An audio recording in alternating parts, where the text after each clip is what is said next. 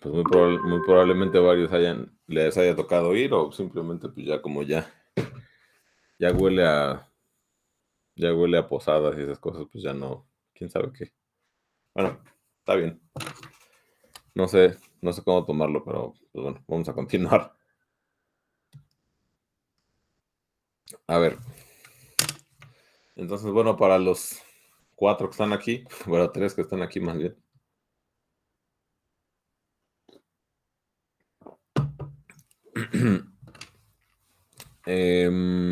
A ver, el capítulo que sigue es estudiar un poco de geometría hiperbólica.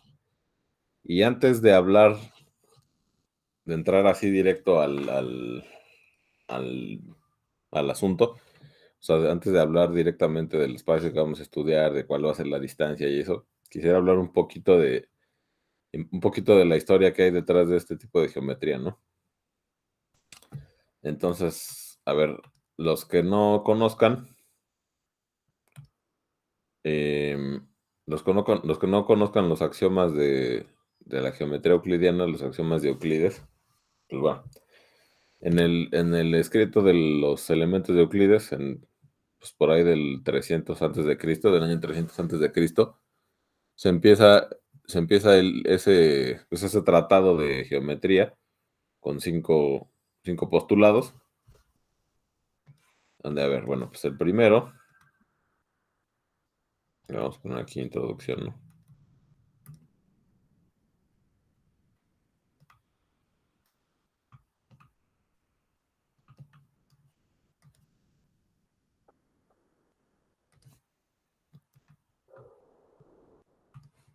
Entonces, a ver, el primer postulado vamos a poner entre paréntesis, postulados.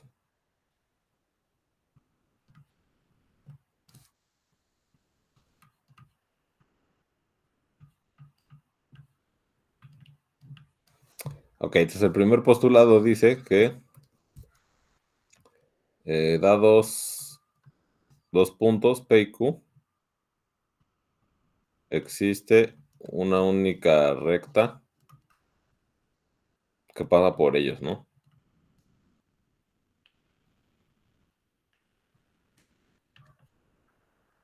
Entonces digamos que estos postulados o estos axiomas que aparecen en los elementos son, digamos, los que constituirían pues una geometría euclidiana, ¿no? Cualquier espacio en donde se satisfagan estos 5 axiomas, perdón, pues va a ser un espacio euclidiano, ¿no?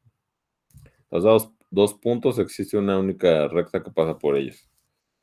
Entonces, dado un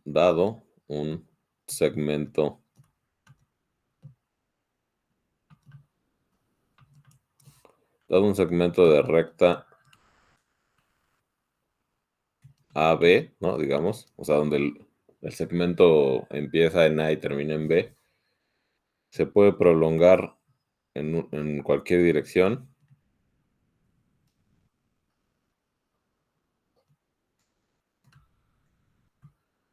En cualquier dirección.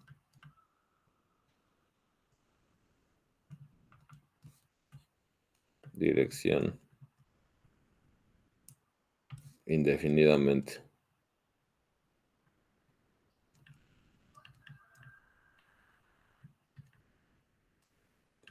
Entonces, bueno, pues lo que dice es que si tú tienes dos puntos así, A y B, tienes un segmento. Entonces tú puedes prolongar el segmento en la dirección que quieras, tanto como quieras, ¿no? O sea, pues puedes, digamos, extender la línea recta más allá de los puntos que constituyen el segmento. Luego, postulado 3.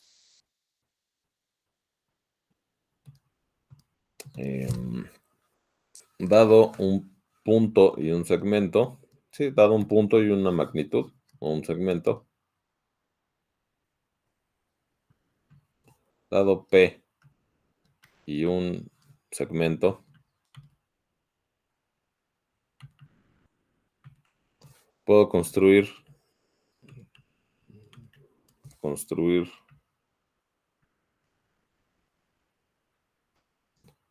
un círculo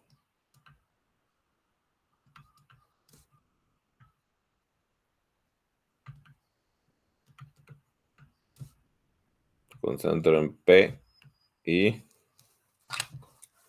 radio, y que tenga ese segmento como radio, ¿no?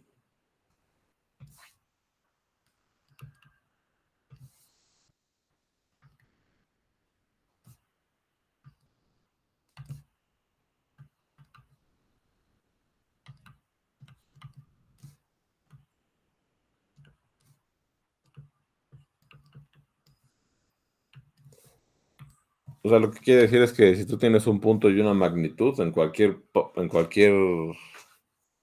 o sea, tienes un punto y una magnitud, tú puedes trazar la circunferencia con ese centro, con el centro en ese punto y la magnitud, que sea su radio, ¿no? Eso es como, digamos, una especie de permisos para construir círculos. 3, ahora 4. Todos los ángulos rectos son iguales.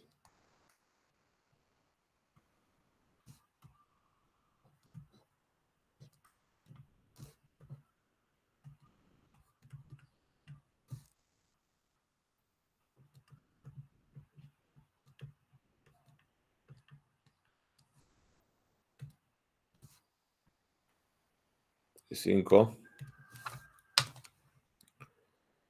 El 5 es el bueno, digamos, ¿no? Es el que, digamos, va a meter todo el rollo a esta discusión. El 5 lo que dice es lo siguiente. A ver, primero les voy a platicar qué dice el postulado 5 y luego ya voy a escribir el enunciado, ¿no? Que si tú tienes dos líneas rectas cortadas por una transversal, ¿no?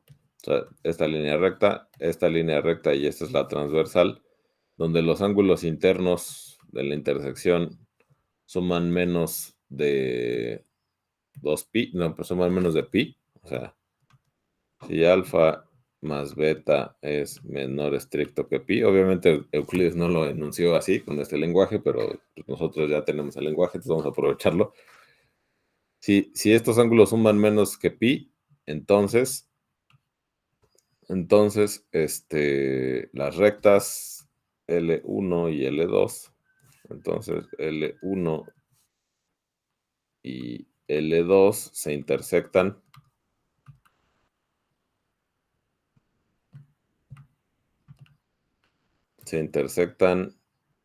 en la dirección,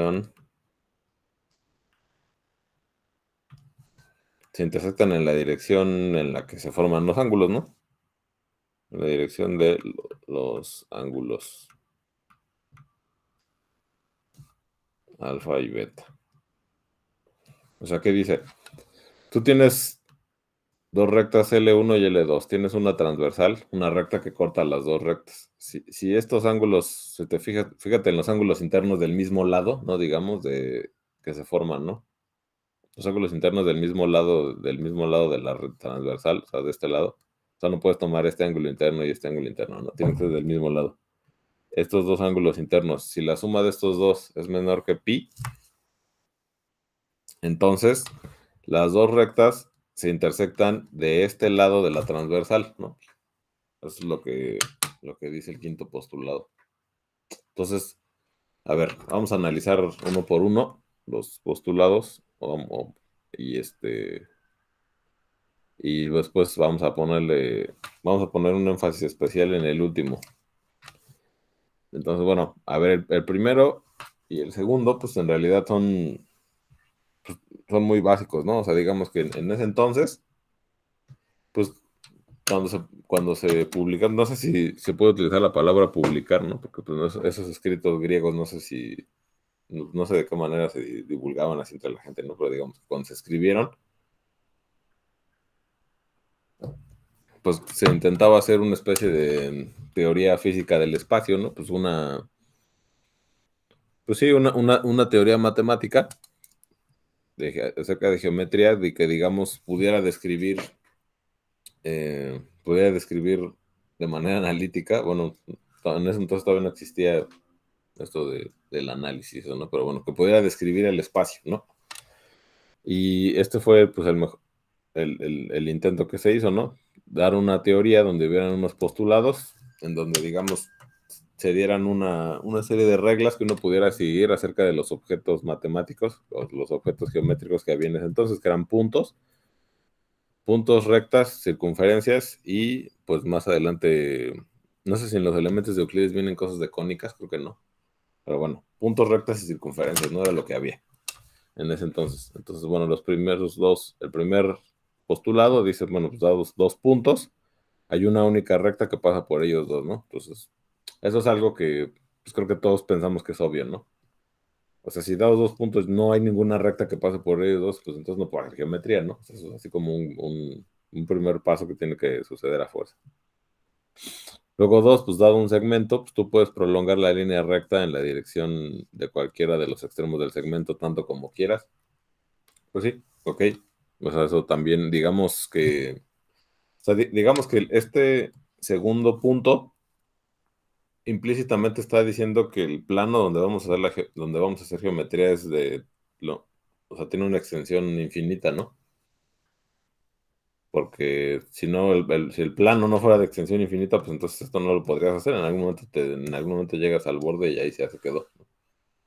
Entonces, esta es una forma de, o sea, está, digamos, diciendo dos cosas. O sea, tú puedes prolongar el segmento sin perder la rectitud del segmento, tanto como quieras. O sea, además de que tú puedes prolongar el segmento en la dirección que quieras, tanto como quieras, puedes, o sea, eso también está, digamos, implícitamente diciendo que la extensión del plano donde vamos a trabajar, pues es infinita, ¿no? El tercero, pues es lo que les decía hace rato, ¿no? Eso es pues una licencia para construir circunferencias, ¿no? Dado un punto y una magnitud, tú puedes construir un círculo con centro en ese punto y que tenga esa magnitud como radio, ¿no? Fíjense, el postulado 4 es muy interesante. Dice, todos los ángulos rectos son iguales. Entonces, para Euclides, un ángulo recto, o sea, la definición de ángulo recto en ese contexto de ahí, dice que un ángulo recto, o sea, por ejemplo, a ver, nada más para hacer. Si tú tienes dos rectas que se intersectan, pues se generan dos ángulos, ¿no? Alfa y beta, ¿no? Estos dos. Y pues así como lo dibujé yo, pues beta es más grande que alfa, ¿no? Entonces, este ángulo, estos dos ángulos creo que son, no sé si la terminología me falle, pero creo que son complementos.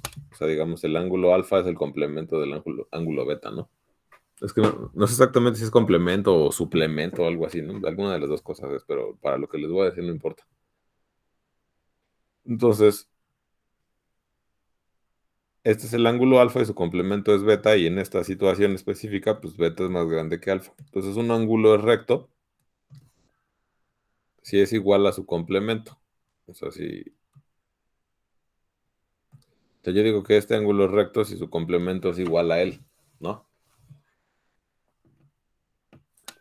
O sea, en ese entonces no había, pues no medían los ángulos ni con grados, ni con radianes, ni nada, ¿no? Nada más así se enuncia, digamos, la definición de ángulo recto. Un ángulo recto si es igual a su complemento.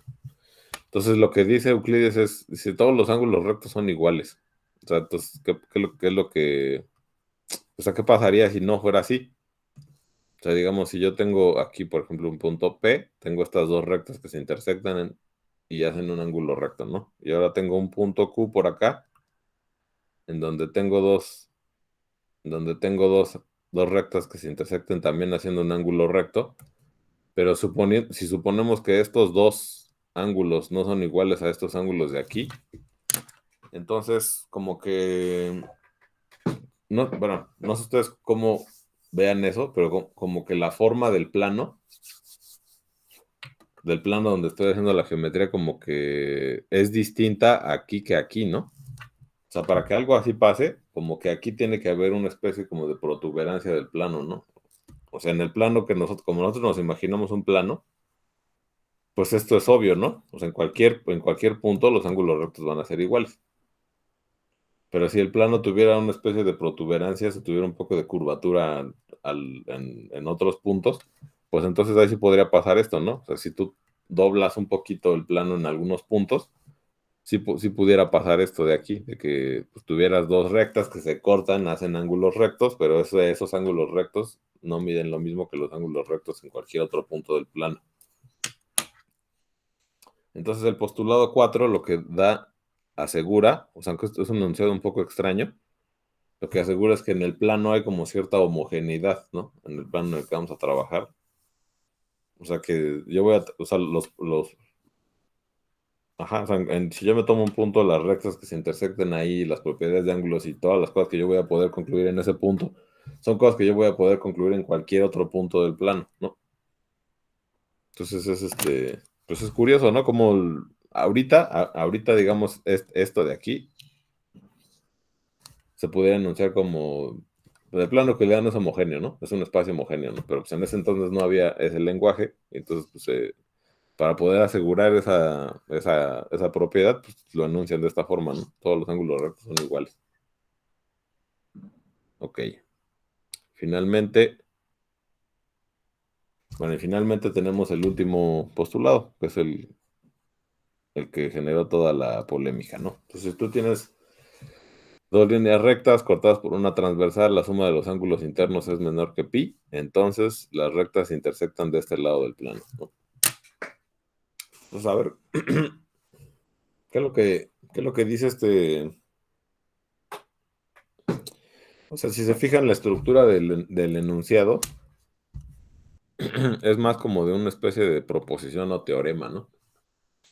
O sea, dice, si tal cosa se satisface, o sea, si se satisface esto, entonces, o sea, hay una consecuencia que es que estas dos cosas se intersectan, ¿no? Entonces, bueno, pues los matemáticos que empezaron a leer este texto, pues empezaron a sospechar que por la estructura de este enunciado de aquí, pues quizás el quinto postulado no sea un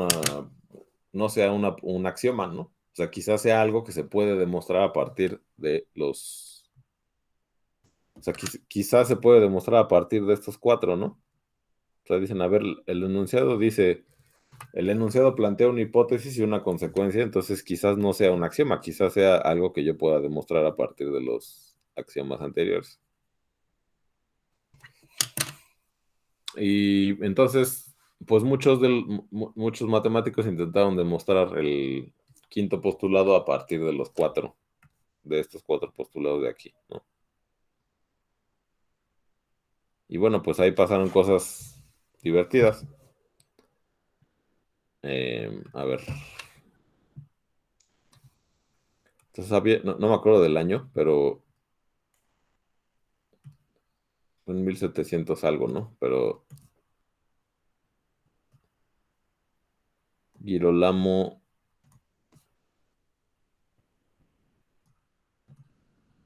Saccheri, yo supongo que es italiano por el nombre.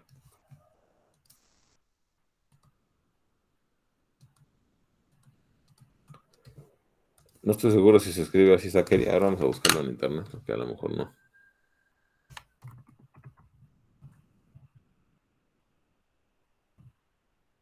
Vamos a Saccheri. Vamos aquí lleva una H.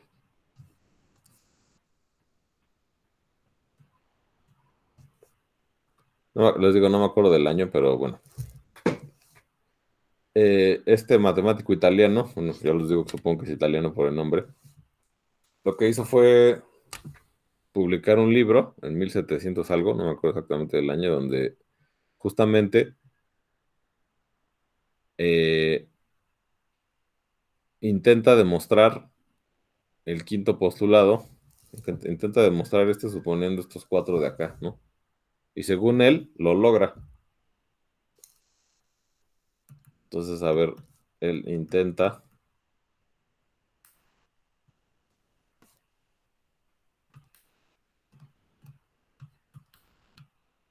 demostrar, pues, 5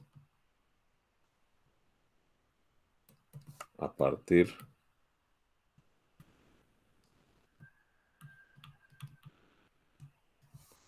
de los primeros cuatro, ¿no?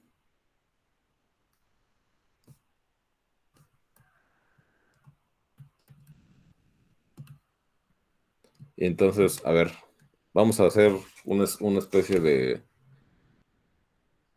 pues como resumen y paráfrasis de lo que él hizo, porque ahí, o sea, habría que meterse a leer ese texto.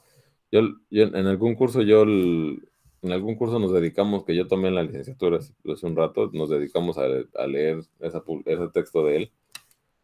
Y pues la verdad está bastante interesante cómo le hizo él para, según él, concluir eso, ¿no? Entonces, a ver, en resumen, lo que hizo fue, primero, bueno, hay varias cosas que comentar, ¿no? Lo primero es que el quinto postulado tiene un equivalente que es más fácil de trabajar, ¿no? Que así como lo anunció tal cual Euclides. Entonces, el equivalente se llama el axioma de Playfair, creo que se llama así, que dice lo siguiente, o sea,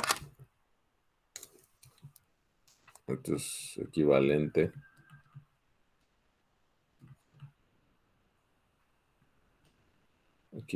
al quinto postulado, ¿no? Que es, si tienes L recta, bueno, vamos a ponerlo bien, ¿no? Si L es una línea recta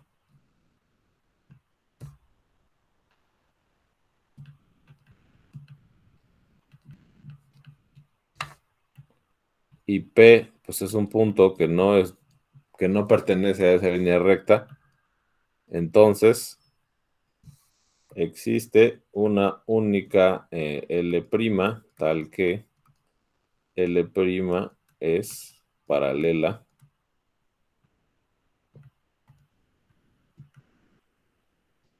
a L, ¿no?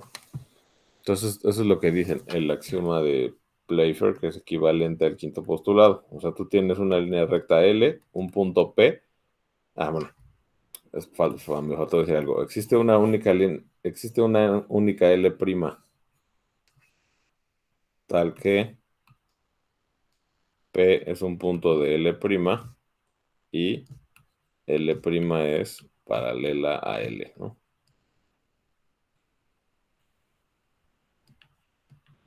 O sea, tú tienes una línea recta, tienes un punto fuera de la línea recta, pues existe una única recta paralela a L que pasa por P. Eso es lo único que dice. Pues bueno, eso es lo que dice el axioma de Playfair. Y es equivalente al quinto postulado, ¿no? Eso no es difícil de verificar, pero pues tampoco tiene chiste que nos pongamos aquí a hacer la demostración de que este es equivalente a este, ¿no?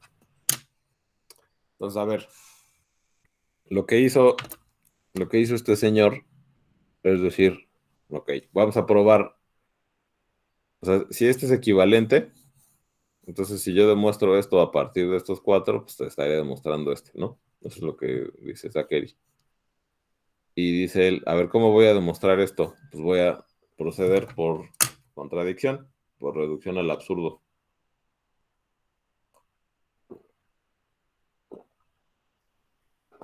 Ok.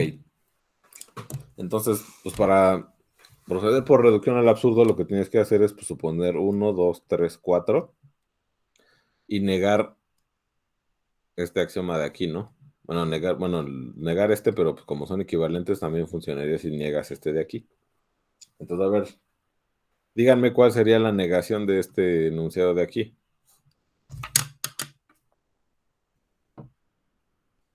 O sea, si dado una recta y un punto fuera de ella existe una única paralela que pasa por P, ¿cuál sería la negación de ese enunciado?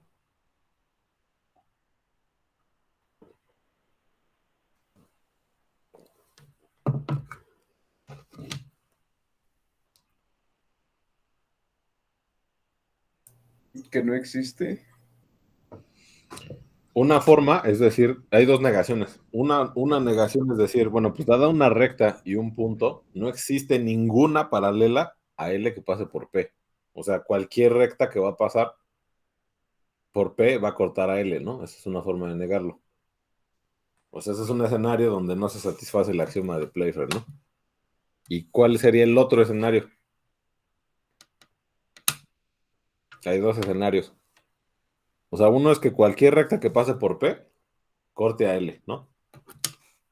Pero si se fijan, el enunciado dice, si L es una recta y P no es un punto de la línea recta, entonces existe una única L' tal que P, tal que es paralela, ¿no? O sea, existe una única que pasa por P que es paralela a ella. Entonces, hay dos formas de negarla. Una es que no exista ninguna paralela, ¿no? Que es la que dijiste tú, Raimundo. Pero ¿cuál otra puede haber?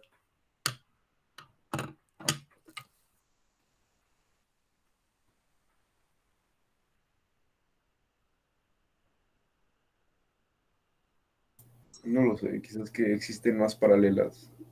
Pues sí, o sea, que sí haya paralelas, pero que no sean únicas. Ese es, Ujú. el otro escenario, ¿no?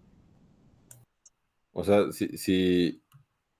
o sea, a ver, como está estructurado el enunciado es, si L es una recta y P un punto fuera de ella, entonces, esta es la conclusión.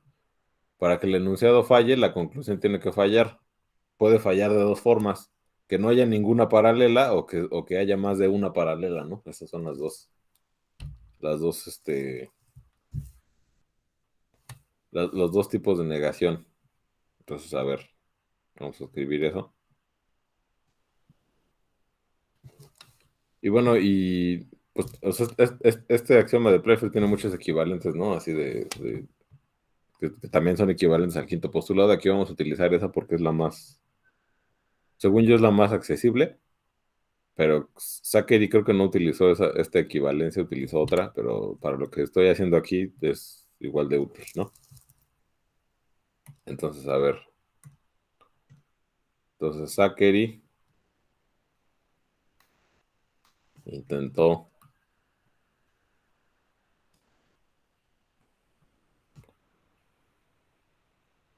A ver, entonces, ok. Tengo esas dos posibles negaciones. Entonces, lo que hizo Zachary fue decir, bueno, voy a suponer los primeros cuatro axiomas, voy a suponer los cuatro axiomas y voy a suponer una de las negaciones del quinto postulado y llego a una contradicción. Y luego voy a suponer los cinco axiomas, digo los cuatro axiomas y voy a suponer la otra negación de este axioma de Playfair y llego a una contradicción y con eso ya pruebo y con eso ya demuestro que el quinto postulado es una consecuencia de los primeros cuatro postulados. Eso es lo que él quería hacer, ¿no? Intentó desvalidar, bueno, ¿cómo? Intentó, ¿qué va a escribir? Lo que iba a escribir es lo que les acabo de decir. Bueno, demostrar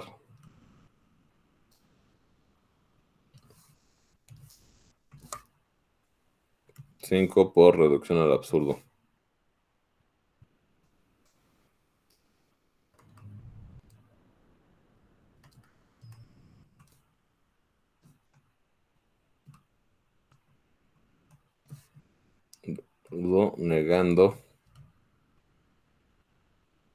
Negando, bueno, por reducción al absurdo, suponiendo los primeros cuatro axiomas,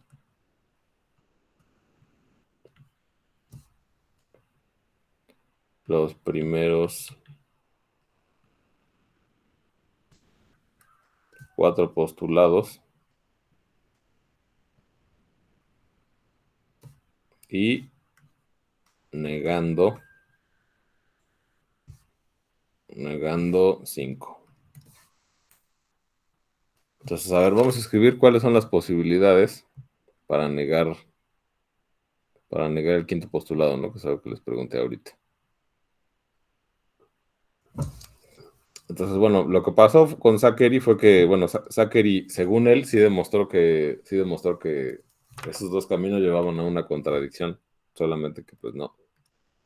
Bueno, en un caso sí llegó a en un caso sí llegó a la contradicción y en el otro no. Ahorita les digo en cuál sí y en cuál no. Pero lo importante de ese trabajo que hizo Zachary no fue si sí lo logró probar o no lo logró probar, sino lo que él desarrolló en el intento de demostrarlo fue lo que fue lo más interesante, ¿no? De su trabajo, no tanto. O sea, lo que él se propuso hacer no lo hizo, pero lo que desarrolló en el intento de querer probar eso fue lo interesante, ¿no? Entonces, a ver, a la primera negación del quinto postulado le voy a poner la hipótesis, le voy a poner la hipótesis esférica, que sería la siguiente. Si L es una recta, entonces, bueno, aquí le voy a poner negación, axioma de Playfair. Ajá. Si L es una recta, bueno, negación 1, ¿no? Digamos, porque pues, hay dos tipos de negaciones.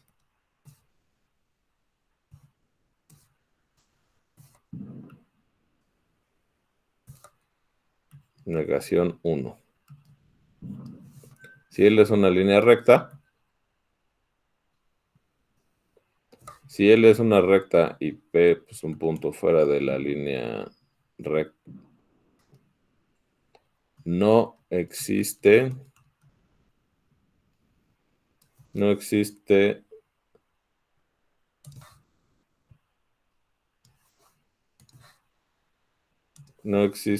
L' tal que pues P es un punto de L' y L' es paralela a L, ¿no? No existe ninguna paralela.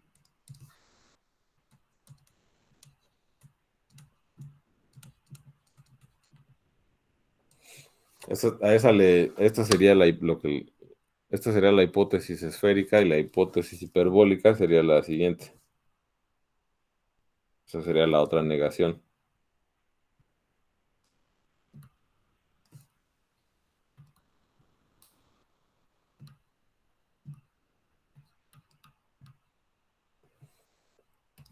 ¿Qué sería qué? Pues dada L una recta,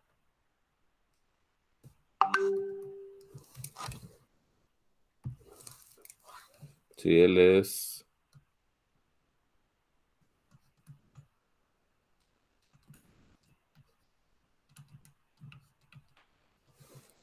una línea recta y P no está en L,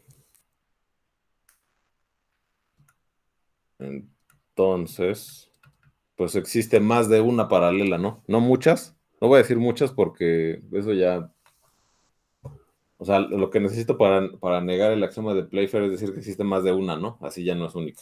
Entonces, pues existe L' y L' rectas tales que P está en las dos, ¿no? P está en L',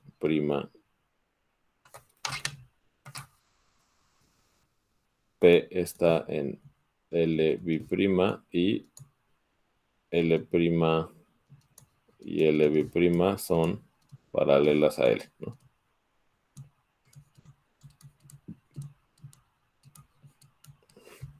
Ok, entonces a ver qué fue lo que hizo Zachary. Zachary supuso los primeros 4 postulados y supuso esto de aquí, que no existían paralelas, y ahí llegó una contradicción muy clara, para la idea de la idea que se tenía en ese entonces de que era una geometría. Entonces, a ver, bueno, aquí me falta poner esto, negación, axioma de Playfair, caso 2, ¿no? Ajá, entonces lo que hizo Zachary fue supuso los primeros 4 postulados, supuso esta hipótesis de aquí, que es una de las negaciones, y llegó una contradicción. La contradicción era que las rectas no se podían extender. Que las rectas no se podían extender indefinidamente. Esa fue la contradicción. O sea que dada una recta, o sea, bueno, que dadas 2 rectas, cualesquiera 2 rectas aquí, en este lugar, en el lugar donde se satisfagan los primeros 4 axiomas de Euclides y esta hipótesis de aquí, Pues bueno, pasaban muchas cosas muy raras. Una de ellas es que cualquiera dos rectas se intersectan en dos puntos, ¿no? Y eso ya va totalmente en contra de Euclides, ¿no? O sea, que dados dos puntos existen muchas rectas que pasan por ellos, ¿no? O sea, eso ya incluso viola el primer axioma de Euclides. Entonces esto lo descartó con eso. Y hay otras consecuencias, como lo que les estoy diciendo, ¿no? Que incluso las líneas rectas tenían longitud finita y pues tampoco se pueden extender indefinidamente. Entonces esto lo descartó. Y este de aquí, pues bueno, en su tratado, en su publicación Zachary, este de aquí lo descarta rápido, ¿no? O sea, en unas páginas este ya lo desvalida, dice, no, eso no se puede, ¿no? Eso no se puede y entonces ahora vamos a descartar este de aquí. Y este de aquí implica una serie o sea, con los primeros cuatro postulados y este empieza a desarrollar proposición tras proposición tras proposición, 40 y tantas proposiciones con la esperanza de algún momento llegar a una contradicción. Y ya según él, sí, al final sí llega a una contradicción que ya ni me acuerdo cuál es porque porque ni siquiera es una contradicción. Pero lo curioso fue todas las proposiciones que se desarrollaron aquí, que de Zachary desarrolló aquí, con intención de llegar a una contradicción y así probar que el quinto postulado era consecuencia de estos cuatro. Todo eso de trabajo que él hizo ahí son cosas que actualmente son, pues, teoremas o cosas que se satisfacen en superficies hiperbólicas, en superficies con este tipo de geometría, ¿no? Entonces, él intentando hacer una cosa, desarrolló una teoría que, pues, es, digamos, bastante actual en un lenguaje más moderno, ¿no? Entonces, por qué a las negaciones del quinto postulado les puse este nombre? Pues porque, a ver, lo que les dije aquí fue que en el caso de la hipótesis esférica,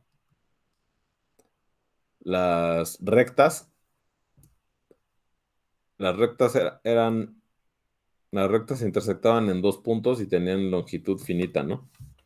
Entonces, lo que empezaron a pensar después los matemáticos, lo que empezaron a pensar después los matemáticos y los físicos y todos los que están involucrados en esto, es que quizás más bien, bueno, no se pudo probar el quinto postulado a partir de los primeros cuatro, ¿no? Entonces eso, pues eso fue un problema.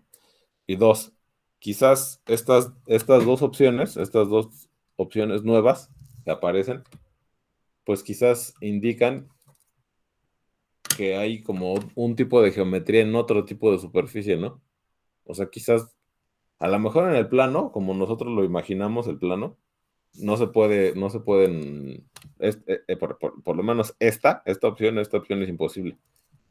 Pero quizás lo que está mal no son los axiomas, sino el lugar en el que nos estamos imaginando la geometría. Entonces, justamente por eso se le pone hipótesis esférica, porque si yo pienso que puedo hacer geometría sobre una esfera, pues entonces aquí sí tengo que cambiar mi noción de línea recta, por ejemplo, ¿no? O sea, aquí ya no pueden haber líneas rectas, ¿no? Porque no pueden haber líneas rectas dentro de la superficie de una esfera.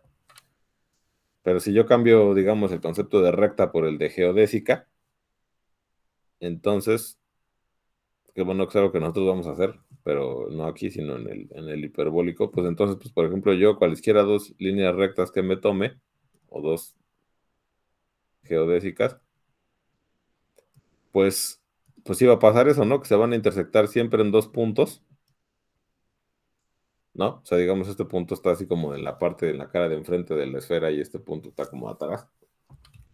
Y además, pues cualquier curva que yo me tome aquí, como que tome el papel de una línea recta, pues va a tener longitud finita, ¿no? No se puede extender hasta el infinito como lo pensaba Euclides en el plano. Entonces, esta negación de aquí lo que me está diciendo es que está, digamos, está pariendo otro tipo de geometría en una superficie que no es un plano.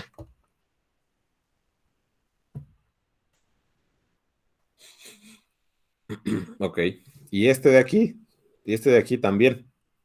Solamente que este de aquí, pues no es tan fácil de, no, o sea, este es rápido, este fue, digamos, fácil, rápido, es rápido de concluir lo que les dije, pero no lo vamos a hacer aquí porque pues, no tenemos tiempo, pero rápido concluir que en tomando esta hipótesis, las rectas de este lugar se cortan en 2 puntos y además tienen longitud finita, y entonces, pues, rápidamente lo podemos relacionar con que es con una geometría en una superficie curva, ¿no? En una superficie esférica, donde, pues, ajustando mi noción de línea recta, pues si las líneas rectas se intersectan en 2 puntos y además tienen longitud finita, ¿no?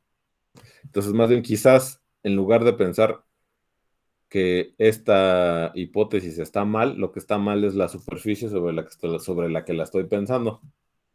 Y entonces, bueno, la siguiente pregunta es si esta cosa de aquí, sobre qué lugar, en qué lugar se cumple esta hipótesis de aquí, ¿no?